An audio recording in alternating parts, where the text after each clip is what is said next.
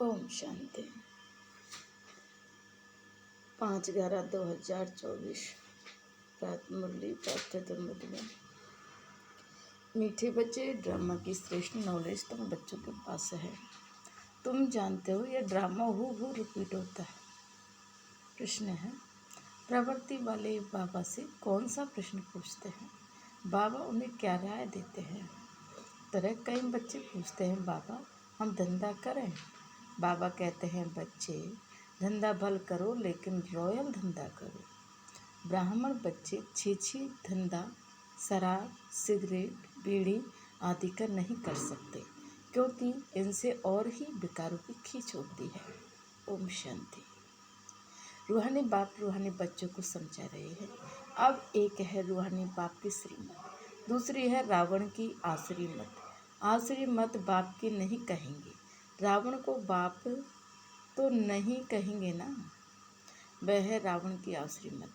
अभी तुम बच्चों को मिल रही है ईश्वरीय मत। कितना रात दिन का फर्क है। बुद्धि में आता है ईश्वरीय मत से देवी गुण धारण करते आए हैं। यह सिर्फ तुम बच्चे ही बाप द्वारा सुनते हो और कोई को मालूम नहीं पड़ता है। बाप मिलते ही हैं संपत्ति के लिए, रावण से तो और ही संपत्ति कम हो जाती है। ईश्वरीय मत कहाँ ले जाती है और आसुरी मत कहाँ ले जाती है, यह तुम ही जानते हो। आसुरी मत सब जब से मिलती है तुम नीचे गिरते ही आते हो। नई दुनिया में थोड़ा थोड़ा ही गिरते हो। गिरना कैसे होता है फिर चढ़ना कैसे होता है यह भी तुम बच्चे समझ गए हो। अभी श्रीमत तुम बच्चों को मिलती है कि फिर से श्रेष्ठ बनने के लिए तुम यहाँ आए ही हो। श्रेष्ठ बनने के लिए तुम जानते हो हम फिर श्रेष्ठ मत कैसे पाएंगे।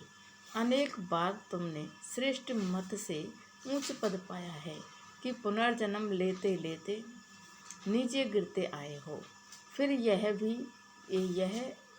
फिर एक ही बार चढ़ते हो। नंबर बार पुरुषार्थ अनुसार तो होते ही हैं। बाप समझाते हैं टाइम लगता है, पुरुषोत्तम संगम का भी टाइम है ना पूरा एक्यूरेट। ड्रामा बड़ा एक्यूरेट चलता है और बहुत वंडरफुल है। बच्चों को समझ में बड़ा सहज आता है। बाप को याद करना और बरसा लेना है बस। परंतु पुरुषार्थ करते हैं तो कईयों को डिफिकल्ट भी लगता है। इतना ऊंचते ऊंच पद पाना कोई सहज थोड़ी हो सकता है। बहुत सहज बाप की याद और सहज बरसा बाप का है। सेकंड की बात है, फिर पुरुषार्थ करने लगते हैं तो माया के विघ्न भी पड़ते हैं। रावण पर जीत पानी होती है, सारी सृष्टि पर इस रावण का राज्य है। अभी तुम समझते हो हम योग बल से रावण पर हर कल्प जीत पाते आए हैं, अब भी पा रहे हैं। सिखलाने वाला है बेअद का बाप। भक्ति मार्ग में भी तुम बाबा बाबा कहते आए हो, परंतु पहले बाप को नहीं जानते थे, आत्मा को जानते थे। कहते थे चमकता है प्रकृति के बीच में अजब सितारा। आत्मा को जानते हुए भी बाप को नहीं जानते थे। कैसा विचित्र ड्रामा है। कहते भी है हे परमपिता परमात्मा, याद करते थे फिर भी जानते नहीं थे। न आत्मा के ऑक्यूपेंशन को न परमात्मा के ऑक्यूपेंशन को पूरा जानते थे। बाप ही खुद आकर के समझाते हैं। बाप बगैर कब कोई रियलाइज करा नहीं सके। कोई का पार्टी नहीं, गायन है ये ईश्वरीय संप्रदाय, आश्री संप्रदाय और देवी संप्रदाय है। बहुत सहज, परंतु ये बातें याद रहे। इसमें ही माया विघ्न डालती है, भुला देती है। बाप कहते हैं नंबर बार पुरुषार्थ अनुसार याद करते करते जब ड्रामा का अंत होगा, अर्थात पुरानी दुनिया का अंत होगा, तब नंबर बार पुरुषार्थ अनुसार राजधानी स्थापन हो ही जाएगी। शास्त्रों से यह बात कोई समझ नहीं सके। गीता आदि तो इसने भी बहुत पढ़ी है ना। अब बाप कहते इसकी कोई वैल्यू नहीं, परंतु भक्ति में कनरस बहुत मिलता है, इसलिए छोड़ते नहीं हैं। तुम जानते हो सारा मदार पुरुषार्थ पर है। धंधा आदि भी कोई का रॉयल होता है, कोई का छीछी धंधा होता है। शराब, बीड़ी, सिगरेट आदि बेचते हैं। यह धंधा तो बहुत खराब है। शराब सब विकारों को खींचती है। किसी को शराबी बनाना यह धंधा अच्छा नहीं। बाप राय देंगे युक्ति से यह धंधा चेंज कर लो, नहीं तो ऊंच पद पा नहीं सकेंगे। बाप समझाते हैं इन सब धंधों में है नुकसान, बिगर नुकसान अविनाशी। ज्ञान रत्नों के धंधे के भल जवाहरात का धंधा करते थे, परंतु फायदा तो नहीं हुआ ना, करके लखपति बने। इस धंधे से क्या बनते हैं?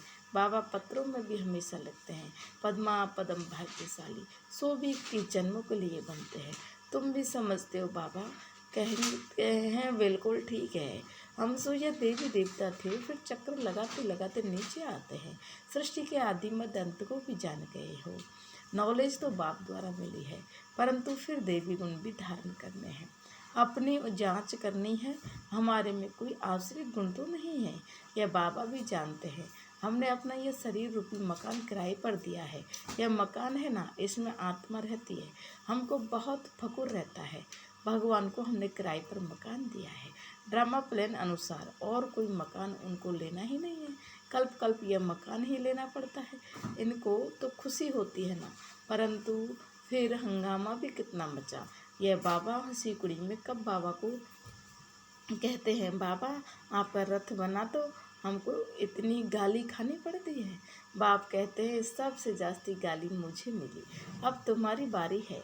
ब्रह्मा को कब गाली मिली नहीं है, अब बारी आई है, रथ है दिया है, यह तो समझते हैं ना, तो जरूर बाप से मदद भी मिलेगी। फिर भी बाबा कहते हैं, बाप को निरंतर याद करना। इसमें तुम बच्चे इससे भी जास्ती तीखे जा सकते हो, क्योंकि इनके ऊपर तो मामला बहुत है। बल ड्रामा कह करके छोड़ देते हैं, फिर भी कुछ लेस जरूर आती है। यह बेचारे बहुत अच्छी सर्विस करते थे, ये संग तो उसमें खराब हो गए। कितनी डिसर्विस होती है, ऐसा ऐसा काम करते हैं। लेस का सा आ जाती है, उस समय यह नहीं समझते कि यह भी ड्रामा बना हुआ है, या फिर बाद में ख्याल आता है यह तो ड्रामा में नूद है ना। माया अवस्था तो बिगाड़ देती है, तो बहुत डिसर्विस हो जाती है। कितना अवलंब आदि पर अत्याचार हो जाते हैं। यहाँ तो खुद के बच्चे ही कितनी डिसर्विस करते हैं, उल्टा सुल्टा बोलने लग पड़ते हैं। अभी तुम बच्चे जानते हो बाप क्या सुनाते हैं, कोई शास्त्र आदि नहीं सुनाते हैं। अभी हम श्रीमत पर कितना श्रेष्ठ बनते हैं, आश्रीमत से कितना भ्रष्ट बने हैं। टाइम लगता है ना, माया की युद्ध चलती रहेगी। अभी तुम्हारी विजय तो जरूर होनी है, यह तुम समझते हो। शांतिधाम सुखधाम पर हमारी विजय है ही, कल्प कल्प हम विजय पाते आए हैं। इस पुरुषोत्तम संगम युग पर ही स्थापना और विनाश होता है। यह सारी डिटेल तुम बच्चों की बुद्धि में है। बरोबर बाप हमारे द्वारा स्थापना करा रहे हैं, फिर हम ही राज्य करेंगे। बाबा को थैंक्स भी नहीं देंगे। बाप कहते यह भी ड्रामा में नूद है, मैं भी इस ड्रामा के अंदर पार्टधारी हूँ। ड्रामा में सबका पार्ट नूदा हुआ है, शिव बाबा का भी पार्ट है, हमारा भी पार्ट है। थैंक्स देने की बात नहीं।